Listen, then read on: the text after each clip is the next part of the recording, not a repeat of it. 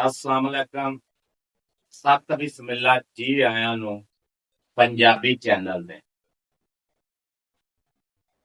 मैं अपने सारे दोस्तों का सज्जनों का भरावां का शुक्रिया अदा करता जिन्होंने मेरी वीडियो को लाइक ते शेयर ते कमेंट किया।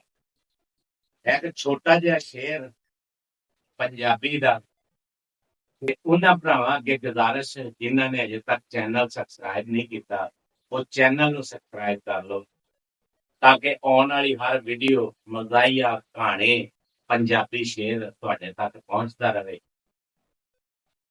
उन्हें क्या पाटा गमला सीन नहीं आया, पाटा गमला सीन नहीं आया, अज मैं अथरू पीन नहीं आया, अज मैं अथरू पीन नहीं आया।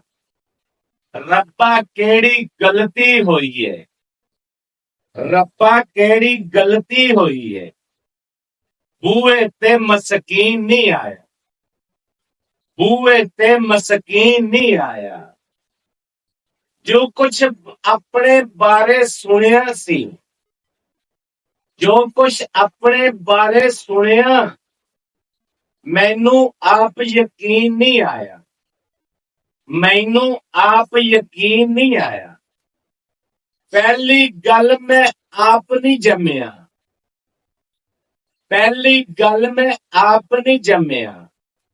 दूजी गल मैं जीन नहीं आया, दूजी गल मैं जीन नहीं आया।